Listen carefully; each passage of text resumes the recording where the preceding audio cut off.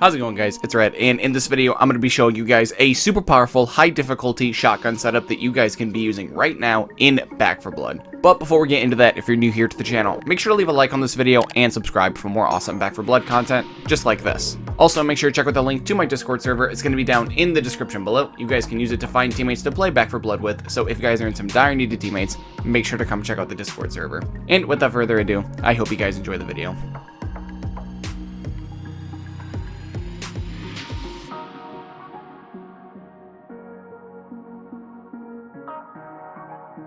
Alright, so here we are in the deck building menu in Back 4 Blood. This is going to be the complete deck list, so if you guys are just looking to copy and paste the deck, now is your time to do so. But for the remainder of this video, I'm just going to be talking about what role every card plays in the deck and just everything like that.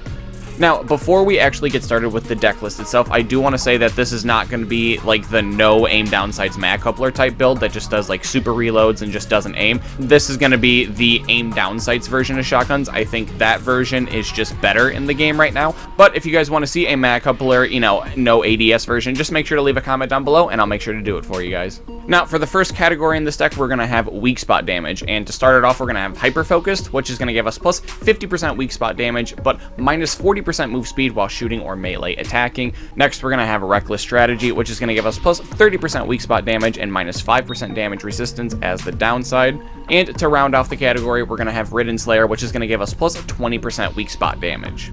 Now, the reason that I chose to just go with like these three weak spot cards specifically is because this is just like the most efficient way to get to 100% weak spot damage. And with shotguns specifically, I do feel like I have to prioritize like a lot of other things outside of just my damage. Like I have to focus my efforts on things like reload speed, aim speed, accuracy, all these other things that just shotguns aren't inherently good at doing. Whereas to like an assault rifle deck where I can play like 5 or 6 cards that are weak spot damage because like everything that they have by default is already pretty good. Shotguns just kind of don't have that luxury.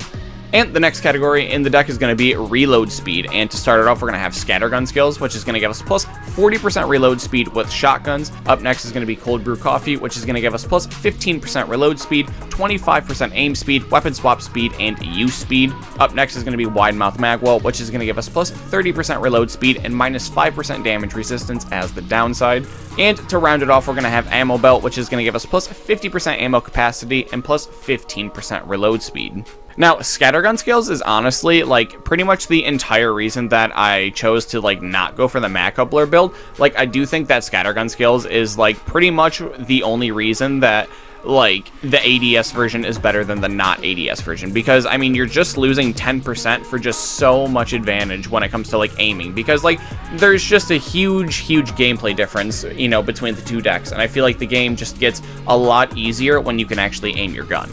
And as far as why I picked like cold brew coffee and ammo belt as opposed to like something like reload drills is because I wanted my reload speed cards to give me some sort of other value except straight reload speed. And I already have a card that does that, like wide mouth magwell. And I just kind of don't want my reload speed category to be like super linear and only kind of do one thing. So like cold brew, it does a lot of other things. It helps my aim speed, which I mean isn't shotguns best thing, what I mean, like their default aim speed isn't that fast, and the weapon swap speed isn't like all that useful in this deck specifically, but the use speed's always helpful because ever since the Tunnels of Terror DLC came out, use speed has just been better than ever. And as far as like why ammo belts in the deck, like shotguns can kind of like run through ammo, especially if you're using something like the AA-12 or the Super. Like if you're using the Express, that's kind of like not an issue, but for like the other two, especially the full auto one, like you're gonna need like that extra ammo capacity. That's why I put ammo belt in here over reload drills, because I mean losing 5% reload speed for an extra 50% ammo capacity seems worth it to me.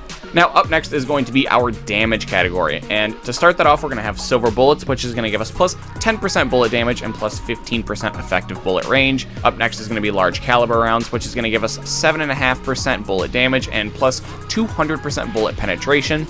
Now we got line 'em up, which is going to give us plus 10% effective bullet range, 15% recoil control, 25% bullet penetration, and 25% aim speed.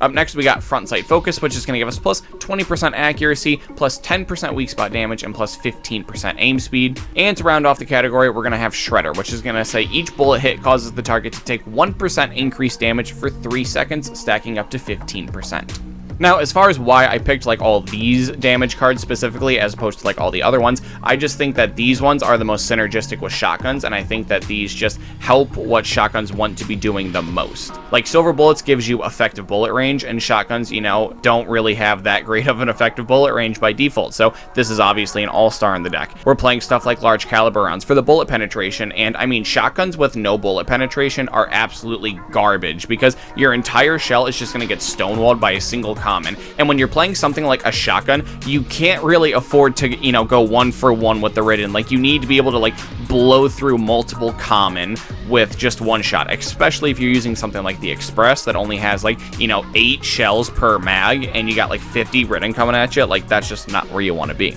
Line 'em Up, much like Cold Brew Coffee, is just another super big value card for the deck. Like, everything that this card offers is just an absolute all-star for shotguns. Like I was saying earlier, it gives us that effective bullet range, which is, you know, just absolutely key. Gives us bullet penetration, which we just got done talking about as well. And like I said earlier, they don't have the best aim speed, which this card also gives us, and it also gives recoil control. Now, the reason I chose to include front sight focus into this deck is because I feel like this kind of just helps clean up a little bit where like shotguns are lacking, like in the accuracy department. Like, especially with all these cards that are giving us like extra effective bullet range, I feel like that extra accuracy is going to help us in a lot of situations, especially in situations where we're trying to like 1v1 like special infected, and it lets us, you know, engage into that 1v1 just a little bit further away, and, you know, keeping the specials further away is always where you want to be. Now, these last 3 cards don't really have a category. They're just kind of like value cards for the deck that just kind of, you know, help out the game plan just a little bit more. And, you know, starting it off is High Vis Sights, which is going to give us plus 30% aim speed. Up next to Shell Carrier, which is going to give us plus 30% shotgun ammo capacity and plus 10% damage with shotguns. And number 15 is going to be Grenade Pouch, which is going to give us plus 1 offensive inventory and plus 25% swap speed. Now, we're just playing High Vis Sights because we're just trying to get that aim speed up because shotguns don't have the fastest aim speed by default. And, I mean, most builds in the game that revolve around shotguns, you know, use this mag coupler thing. So, I mean, like, you kind of do need some help when it comes to your aim speed. Shell Carrier, I mean, I feel like it's not the greatest card in the deck, but I mean, it gives you more ammo and more damage, which is just kind of what we need out of like the last few cards of this deck, because I feel like I've kind of set everything else up to where we need to be, because like we don't need extra weak spot damage, we don't need extra reload speed, and I mean, the only thing we can really stock up on after that in shotguns is like ammo capacity and damage. And we're playing Grenade Pouch because shotguns, you know, don't really have the best effective bullet range, and I feel like if your teammate gets grabbed by like a Crusher or a Stalker or something like that, if you can just, you know, throw a frag out and just, you know, chuck it over to them and save them like that, I feel like that's just going to be a lot more effective for you and just like your team in general, rather than you having to like abandon where you are and potentially causing other problems. I feel like just having that extra frag and just being able to do that's a lot better. But I mean, if you don't agree with that, feel free to, you know, put some other more synergistic card. I know this isn't like the most synergistic card in the deck, but just from my experience, it's been helpful like that. Well, that's going to do it for the video, guys. Make sure to leave a comment down below telling me any deck changes that you guys would make, and as always, if you happen to enjoy the video, make sure to leave a like and subscribe to my channel for more awesome Back 4 Blood content just like this. Also, make sure to check out the link to my Discord server. It's going to be down in the description below. You guys can use it to find teammates to play Back 4 Blood with, so if you guys are in some dire need to teammates, make sure to come check out the Discord server. And until next time, it's been Red, and I'll see you guys in the next video.